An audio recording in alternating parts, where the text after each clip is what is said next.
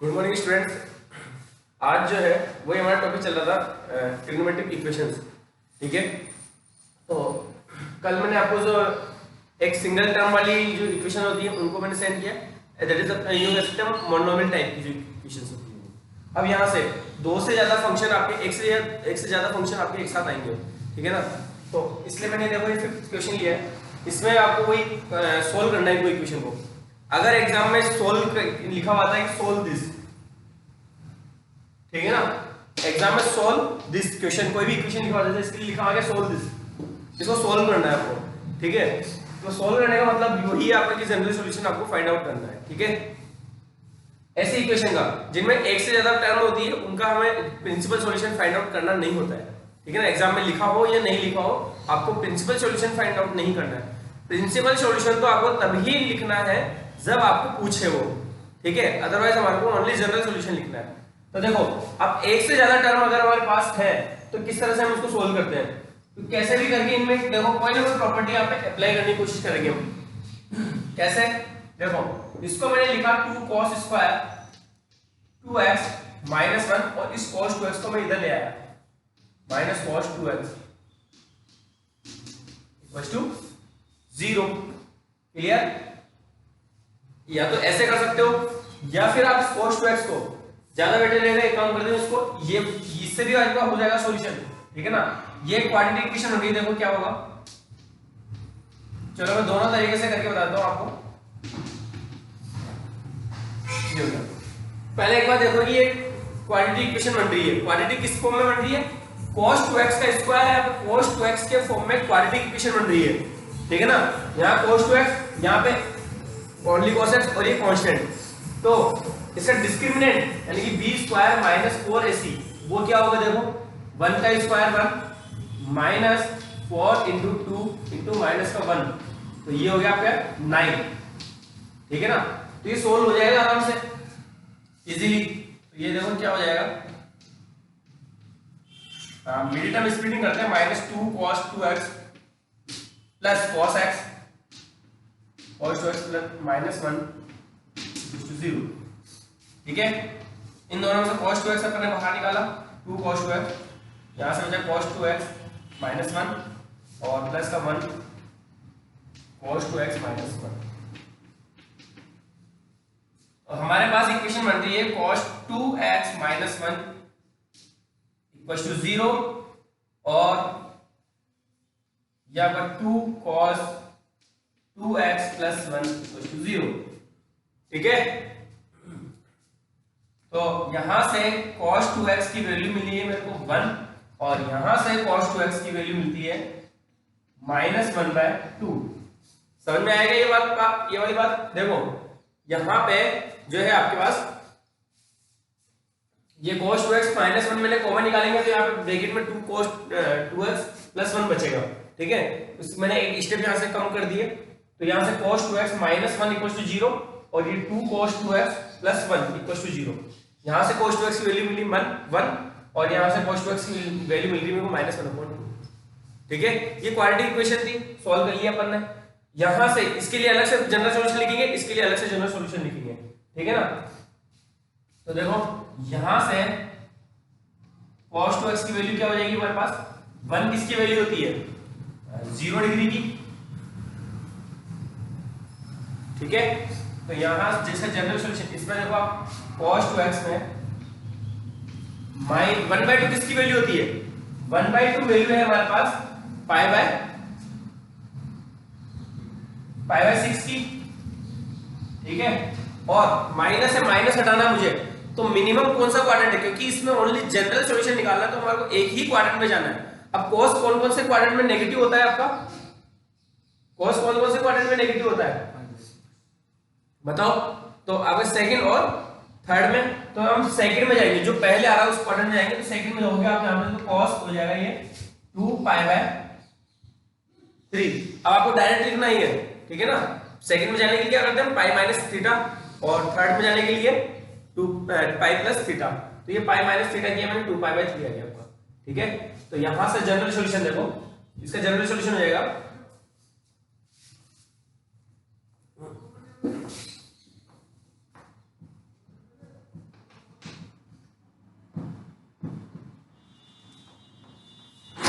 cos 2x equal to cos 0 degree, तो 2x, यहां पे जो भी एंगल है, यहां एंगल आपका क्या है इस बार 2x है, तो 2x को इक्वल करेंगे हम 2n pi plus minus theta करने की जरूरत नहीं है क्योंकि 0 है, ठीक है। और यहां से x इक्वल टू हो जाता है हमारे पास n पाई। एक जनरल सॉल्यूशन हमारे पास ये आया। दूसरा वाला जनरल सॉल्यूशन क्या होगा, मैं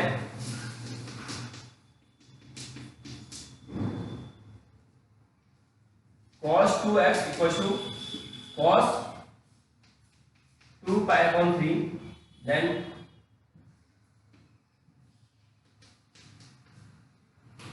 जनरल सॉल्यूशन हो जाएगा 2x equal to 2n pi plus minus theta, और 2 से इसको डिवाइड करेंगे तो x इक्वल टू हो जाता है हमारे पास n pi plus minus pi by 3। तो एक तरीका तो आपका ये पूरा सोल्व करके मैंने दिखा दिया आपको। यहाँ पे आपको जरूरी नहीं है एक ही तरीके से सोल्व हो, एक से ज्यादा तरीके यहाँ पे अप्लाई हो सकते हैं, ठीक है। मैंने यहाँ cos 4x की आइडेंटिटी अप्लाई की, 2 cos स्क्वायर 2x माइनस 1 और cos 2x को चलेंगे, क्वाड्रेटिक इक्वेशन बन गई।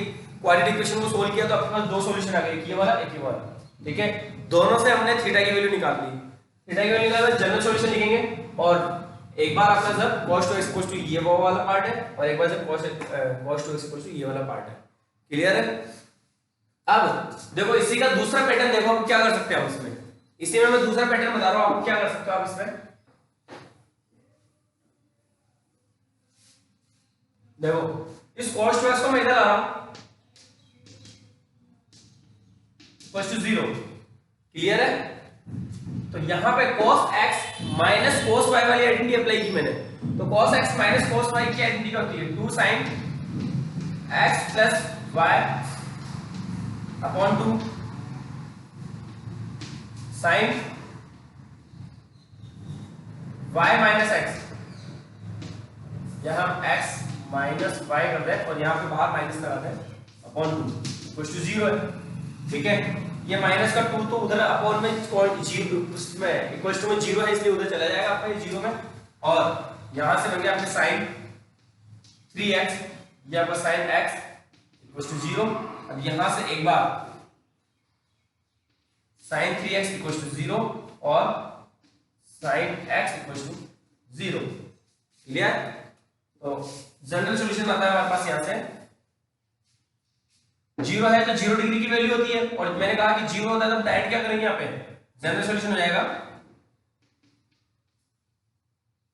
when sin 3x equal to 0 then 3x equal to हो जाएगा n पाई, ठीक है। और x की वैल्यू रही हमारे पास यहां से n पाई अपॉन 3, ठीक है। ये हो गई x की वैल्यू, और फिर सेकंड केस, ये फर्स्ट केस हो गया, second case when sin x equal to 0, और यहां से जनरल सॉल्यूशन जो होगा वो आपका हो जाएगा x इक्वल टू n पाई। बाद वाला क्योंकि यहाँ पे 0 है तो आपको जो बाद वाला पार्ट है ना वो -1 raise to power n theta, वो लिखने की जरूरत नहीं है क्योंकि थीटा की वैल्यू 0 है, थीटा की वैल्यू 0 है, और जब 0 आएगी थीटा की वैल्यू तो ये वाला पार्ट आपका 0 हो जाएगा, इसलिए आपको यहाँ पे 0 लिखने की जरूरत नहीं है, डायरेक्ट ये वाला अप्लाई करते हैं, क्लियर है। तो इस तरह से आपके दो तरह से सॉल्यूशन हो गए, एक ये वाला सॉल्यूशन भी सही है और ये वाला सॉल्यूशन भी आपका सही है, ठीक है। जनरल सॉल्यूशन के लिए आपको कोई फिक्स डिफाइंड नहीं है कि आप यही प्रोसेस अप्लाई करो, कोई भी प्रोसेस अप्लाई कर सकते हो। ओवरऑल आपको जनरल सॉल्यूशन चाहिए, जनरल सॉल्यूशन कैसे ही मिल सकता है, ठीक है। तो देखो एक और क्वेश्चन आप यहाँ पे, अब देखो आपका ये नेक्स्ट क्वेश्चन मैंने 7th लिया है, 6th क्वेश्चन जो है आप खुद करोगे, ठीक है। 6th क्वेश्चन में आप 3 फंक्शन है, 3 फंक्शन का सॉल्यूशन हमने करना पहले भी सीखा है। ऐसे पहले कोई भी 2 को लेके आप आइडेंटिटी अप्लाई कर लो, फिर आपका थर्ड वाला जो है वो कॉमन निकल जाएगा और आपके ऑब्वियसली दो आपके यहाँ पे मल्टीप्लाई में फंक्शन बन जाएंगे, ठीक है। तो अब मैंने 7th क्वेश्चन लिया है, बताओ इसमें क्या ट्रिक आपकी अप्लाई होगी, कहाँ से हम स्टार्ट करें इसमें कि sin x plus cos x में कोई डायरेक्ट आइडेंटिटी अप्लाई नहीं होती है हमारे पास, ठीक है ना। कोई ऐसी आइडेंटिटी नहीं है हमारे पास कि sin x plus cos y होता हो, कोई आइडेंटिटी नहीं है मेरे पास। तो क्या करूं मैं यहाँ मुझे 2x नजर आ रहा है, यहाँ पे क्या नजर आ रहा है, 2x नजर आ रहा है, ठीक है। तो हाफ एंगल फॉर्मूले के बारे में सोचे हम, तो देखो मैंने यहाँ पे लिखा 2 sin x cos x plus ये cos x equals to 0। I think मेरा सोल्व हो गया, ये लगभग सोल्व ही हो गया। cos x कॉमन निकाला मैंने, यहाँ से 2 sin x प्लस ये 1 इक्वल्स टू 0। कोई प्रॉब्लम है? सोल्व हो गया पूरा ये। अब cos x को इक्वल्स टू 0 कर लेंगे, एक बार इसको इक्वल्स टू 0 कर लो, तो cos x इक्वल्स टू 0 और 2 sin x प्लस 1 ब्रैकेट लगाने की जरूरत नहीं है, इक्वल्स टू 0। और ये 0 होगा तो इसका तो हमें डायरेक्ट सॉल्यूशन आता है। और यहाँ पे यहाँ लिख लो एक बार, 0 है तो इसको cos पाई बाय 2 भी लिख सकते हैं। और इसका सॉल्यूशन क्या होगा? इसमें देखो आपका sin x इक्वल्स टू -1/2 होगा, ये 1 हो जाएगा, अपॉन में 2 आएगा, ठीक है। इसके बाद क्या करेंगे, -1/2, साइन में 1/2 किसकी वैल्यू होती है आपकी 30 डिग्री की, और माइनस है तो माइनस होने से जो है आपको कौन से क्वाड्रेंट में जाना पड़ेगा? साइन आपका सेकंड क्वाड्रेंट में पॉजिटिव होता है, थर्ड और फोर्थ में नेगेटिव होता है, ठीक है। तो थर्ड में पहले थर्ड आ रहा है, थर्ड में ही हम जाएंगे यहाँ पे। तो देखो इसको, ये हो गया minus sine 30 degree pi by 6, और आप इसमें क्या लिख सकते हो, ये थर्ड क्वाड्रेंट में जाना है, पाई प्लस थीटा करना है, पाई प्लस थीटा, ठीक है। ये सब चीजें मैं आप लोगों के लिए समझा रहा हूँ, अदरवाइज आपको डायरेक्ट करना है। तो ये 7 पाई बाय 6 हो गया, तो साइन 7 पाई बाय 6 हो जाता है। क्लियर है? बस आइडेंटिटी अप्लाई कर दो यहाँ से, general solution. First case when cos x equals to 0। पहले इस वाले केस के लिए जनरल सॉल्यूशन क्या हो जाएगा, x इक्वल्स टू 0 है तो सीधा सीधा मैंने लिखवाया था 2n + 1 × पाई बाय 2। मैंने आपको कल के वाले केस में जब आइडेंटिटी लिखवाई तब ये आइडेंटिटी लिखवाई थी, जब अगर 0 है cos x इक्वल्स टू अगर 0 है तो आपको डायरेक्ट ये लिखना है बस, ठीक है ना। और सेकंड केस नीति when 2 sin x plus 1 equals to 0 है, तो x equals to general solution x equals to क्या हो जाएगा, n pi plus -1 raise to power n, और ये थीटा 7 पाई बाय 6। ये नजर आ रहा है ये 7 पाई बाय 6। तो बस इसे ये आपका क्या हो आंसर हो गया, ठीक है। अब इसमें से जो आपका जिस तरह से आप 6th क्वेश्चन करोगे वैसे ही आपका इसमें 9th क्वेश्चन होगा, ठीक है। 8th क्वेश्चन लास्ट आपका थोड़ा डिफरेंट है, उसको मैं आपको करवा देता हूं। तो 8th क्वेश्चन देखो आपके यहाँ से, देखो आपका 8th क्वेश्चन और लास्ट क्वेश्चन करा रहा हूं मैं इस एक्सरसाइज में से, ठीक है। कल मैं आपको कुछ एक्स्ट्रा क्वेश्चन सेंड मैंने कल किए भी थे, परसों किए थे हमने, और कल मैं और करूंगा, ठीक है। 2-3 बच्चों का ही मेरे पास रिप्लाई आ रहा है, तो कोशिश करो बेटा कि सब लोग आपको पढ़ने की कोशिश करो। नहीं आ रहा है, जहां आपको प्रॉब्लम आ रही है वो पूछो, अगर करोगे तभी आपको प्रॉब्लम आएगी, अदरवाइज अगर नहीं करोगे पहले से सोच लोगे कि नहीं आ रहा मेरे को तो ये, ठीक है, तो कुछ भी नहीं आएगा। आप कैसे भी जो भी आइडेंटिटी है उनको अप्लाई करके देखो, कहीं ना कहीं आपको वापस आगे सॉल्यूशन मिल जाएगा अपने आप, ठीक है ना।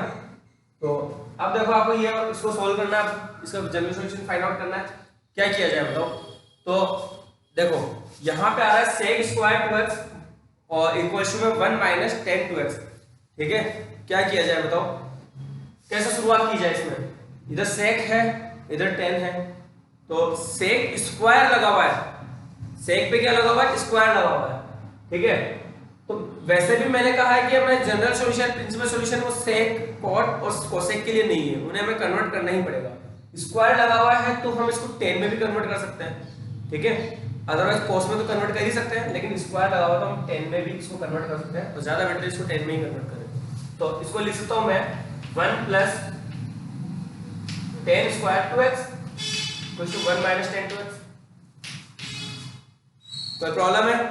इस 1 - 10 2x को मैं उधर ट्रांसफर कर रहा हूं, तो देखो 1 + 10 स्क्वायर x माइनस का ये 1 + 10 2x इक्वल्स टू 0, ठीक है बेटा। अब देखो ये माइनस प्लस का 1 और ये माइनस का 1 कैंसिल, बचा आपका ये 10 square 2x minus 10 2x equal to 0। अब देखो यहां से ये 10 2x और ये 10 2x तो कॉमन आ गया, ये 10 2x आपका यहाँ पे, ठीक है। यहां से बचा आपका एक 10 2x और यहां से बचा आपका माइनस का 1 इक्वल टू 0। हो गया सोल्व आपका ये, ठीक है। हमारा एक सिंगल टर्म में लाकर जहां पे आ जाएगा वही हमारा आंसर सोल्व हो जाएगा। यहाँ एक सिंगल टर्म में आ गया, सिंगल टर्म में आने का मतलब समझते हो ना कि पूरा एक फंक्शन बन जाए, एक सिंगल फंक्शन बन जाए मल्टीप्लाई में। अभी यहाँ पे ये अलग अलग है, ये एक अलग फंक्शन हो गया, ये अलग फंक्शन हो गया, ठीक है। तो यहां से देखो एक बार तो आपका 10 2x इक्वल टू 0 और ये वाला 10 2x minus 1 equal to 0। Clear है। अब एक बार इससे एक बार इससे, तो यहां से 0 है तो हमें ज्यादा सोल्व करने की जरूरत ही नहीं है। 10 2x इक्वल टू हो जाएगा 10 0। क्लियर। और ये हो जाएगा आपका 10 2x इक्वल टू 1। क्लियर। और यहां से इसका जनरल सॉल्यूशन ले लेंगे, यहां से जनरल सॉल्यूशन हो जाएगा when first case when 10 2x equal to 0। पहला केस तो आपका ये वाला और इसमें आपका 2x equal to only n pi. जब उधर 0 है तब आपको यहाँ पे वो पूरा फॉर्मूला लिखने की जरूरत नहीं है, ओनली 1 n पाई लिखेंगे तो x इक्वल टू हो जाता है यहाँ से n पाई अपॉन 2। ठीक है, ये आपका फर्स्ट केस हो गया। सेकंड केस देखो,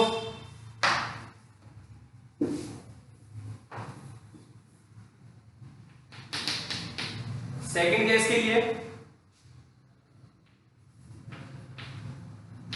10 2x इक्वल टू 1 एंड यहां पे 1 किसकी वैल्यू थी 10 में 10 पाई बाय 4 और ये पॉजिटिव है तो हमारे को क्वाड्रेंट चेंज करने की यहाँ पे जरूरत बिल्कुल भी नहीं है। 10 2x equal to 10 pi by 4 हो गया, तो यहाँ से जनरल सॉल्यूशन हो जाएगा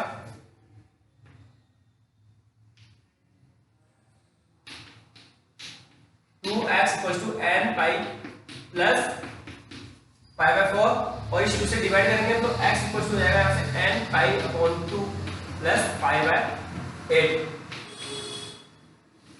ये आपका यहाँ पे जनरल सॉल्यूशन हो गया। क्लियर है। तो ये 8th क्वेश्चन आपका कंप्लीट हुआ यहाँ पे और कोशिश करना कि बाकी क्वेश्चन आप कर सको। आज से ये चैप्टर मेरा तरफ से कंप्लीट हो चुका है। क्लियर है। कल का मैं आपको ऑफ दे रहा हूँ, कल मैं आपको कोई वीडियो अपलोड नहीं कर रहा हूँ, ऑफ है आपका। तो कल की डेट तक मुझे इवनिंग तक आप सब लोग मुझे जो है वर्क सेंड करोगे, ठीक है ना। ग्रुप में नहीं करना है, पर्सनल नंबर पे मुझे सेंड करना है, ठीक है ना। सारे बच्चों को सेंड करना है और कल ही मैं एग्जामिन करूंगा, चेक करूंगा कि कौन सा बच्चा वर्क नहीं कर रहा है। जो बच्चा वर्क मुझे सेंड नहीं करेगा कंप्लीट, उसके लिए फिर मैं आपको जो है आपके पेरेंट्स से मुझे बात करनी पड़ेगी या जो भी मुझे आगे कोई ना कोई एक्शन लेना पड़ेगा, ठीक है। महेश सर को भी मुझे इन्फॉर्म करना पड़ेगा कि ये बच्चा वर्क क्यों नहीं कर रहा है, क्यों सेंड नहीं कर रहा है, क्यों रिप्लाई नहीं कर रहा है, ठीक है ना। तो कल की इवनिंग तक का मैं आपको टाइम दे रहा हूँ। कल इवनिंग में 6 o'clock तक आपका जो है सबका वर्क मेरे पास आ जाना चाहिए, ठीक है। और वर्क पूरा पूरा आपको सेंड नहीं करना है, लास्ट के 6 पेज, लास्ट के आपको 6 पेज सेंड करने हैं, लास्ट 6 पेज आपको सेंड करने हैं। इसके अलावा जितने भी एग्जांपल्स हैं वो भी आपको सोल्व करने हैं। मैंने मिसलिनियस के एग्जांपल्स तो मैंने खुद ने आपको करवाए, बाकी जो एग्जांपल्स आपके बचे हुए हैं उनमें ज्यादा कोई खास बात किसी में भी नहीं है, वो आप खुद करोगे। इसमें आपका एक इंपॉर्टेंट एग्जांपल है, very very important example mark कर लेना, वो है आपका एग्जांपल नंबर 23 और 24 दोनों, ठीक है। 23 और 24 में sin x इक्वल टू 2 आ रहा है, ठीक है। sin x इक्वल टू 2 आ रहा है, क्या ये पॉसिबल है? क्यों पॉसिबल नहीं है? क्योंकि sin और cos दोनों की जो रेंज होती है, यानी कि जो उनका जो आंसर आता है, sin x और cos x का जो आंसर आता है वो -1 से 1 के बीच में ही होता है। कभी भी कोई भी एंगल ले लो आप, साइन की वैल्यू और कॉस की वैल्यू दोनों के लिए, साइन और कॉस दोनों के लिए -1 से कम नहीं हो सकता और 1 से ज्यादा नहीं हो सकता। तो ये जो 2 है वो आपका पॉसिबल नहीं है।